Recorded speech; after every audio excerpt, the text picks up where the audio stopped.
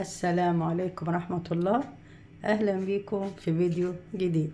النهاردة هنملح الفسيخ. كل سنة وانتم طيبين. عندي هنا ده حوالي 2 كيلو بوري، ونجيب البوري الكبير السمينة عشان يبقى فيها لحم. شايفين ما شاء الله دول 2 كيلو عاملين 6 وحدات. تمام. هنجيب البوري هنغسله بمية دافية ونضغط عليه كده بايدينا، نطريه، نعمل له مساج. وهنا تيجي عند هنا الجزء ده هنضغط عليه كده بالجنب. تمام. ونطريه كده عشان السمكة تبقى معايا طرية.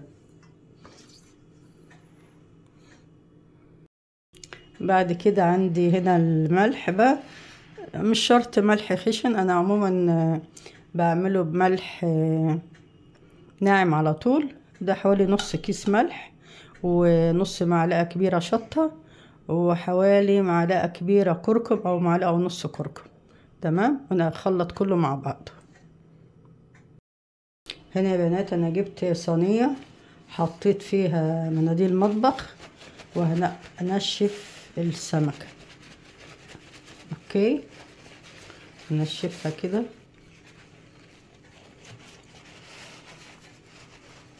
نشفها كويس اوي، نشف الخياشيم برضو بتاعتها. من عند الخياشيم هنا برضو ننشفها. بقرب لكم اهو.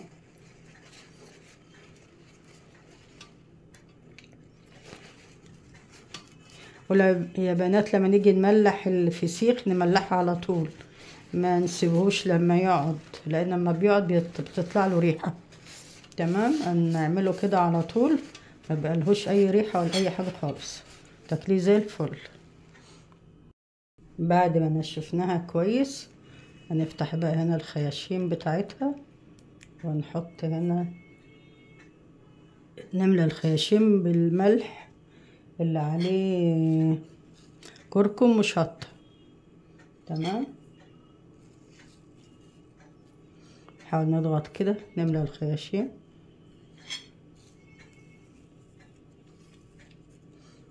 الناحية التانية برضو.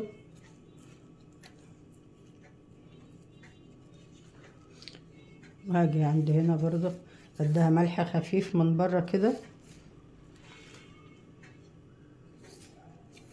بس كده، ما نكترش ملح عشان ما تعدقش.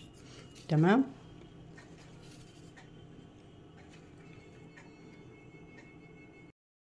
اجيب كيس تلاجة واحط هنا ايه السمك. تمام. نعمل واحدة تانية.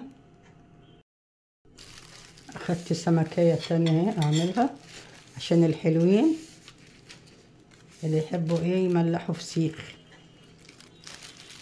ننشفها كويس.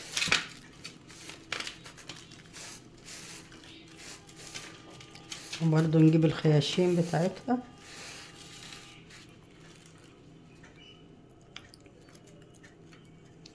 نشوف الخياشيم كده.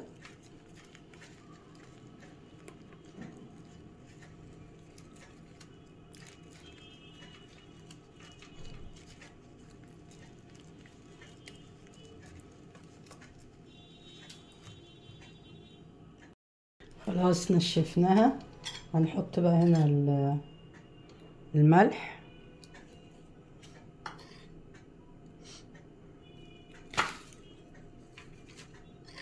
عادي عادي.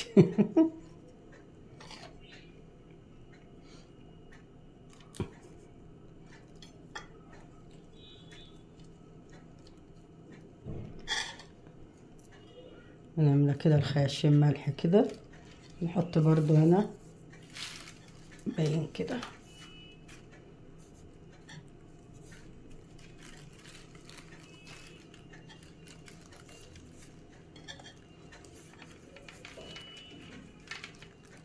نحط حبة كمان في الخياشيم. احط هنا بقى السمك عكس بعضه. يعني دي حطيت راسها هناك، احط هنا دي المرة دي. تمام، احط عكس بعض.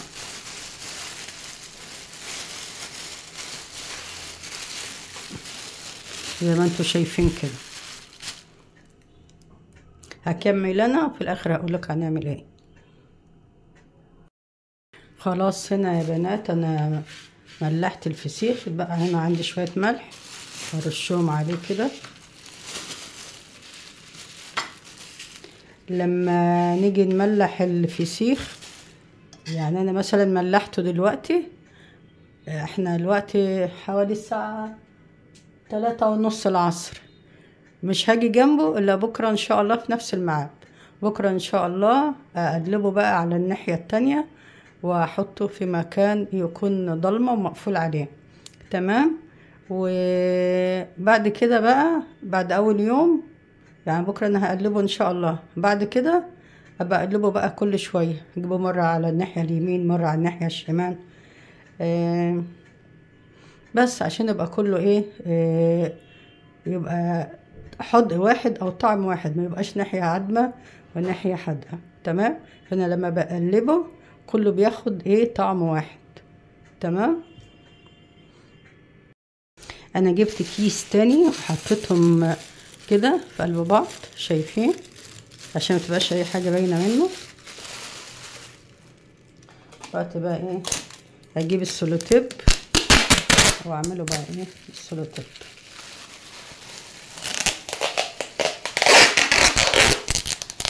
عشان ما يخليش اي هوا.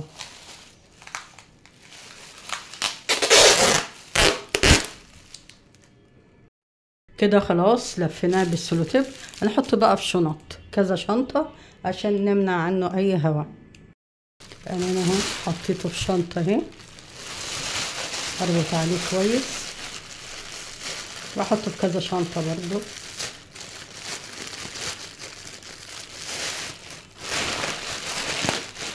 نمنع اي هوا كده.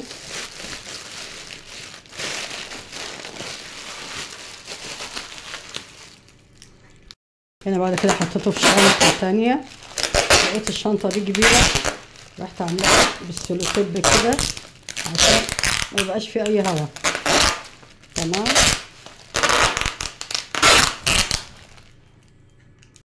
خلاص هنا اخر شنطة لفيت بيها الفسيخ، عملتها بالسولوتيب برضو. وهجيب صينية احطها تحتيه عشان لو نزل مية ولا حاجة. بعد كده هحط بقى زي ما قلت لكم حته ضلمه، مش هاجي ناحيته الا تاني يوم بكره في الميعاد ده زي ما انا قلت لكم ايه، قبل العصر او بعد العصر. تمام. وان شاء الله لما نفتح عليه هوريهولكم. لو حد حابب يجرب الفسيخ بالطريقه دي، طريقه سهله وانا مجرباها كل سنه بعملها، او كل ما عاوز فسيخ يعني اعملها، طريقه مجرباها ومعتمداها. لو حد حابب يجرب الفسيخ يجربها بالطريقة دي، مفيش اي ريحة ولا اي زفارة ولا اي حاجة خالص. عشان احنا عملناه على طول ما سبناهوش. اوكي. كنت معاكم ماجدة عبد الرازق، مطبخ ماجي وجوجو. اشوفكم في وصفات تانية. وصفة النهاردة خلصت، لكن وصفاتي لسه ما خلصتش. اسيبكم في رعاية الله وامنه. مع السلامة.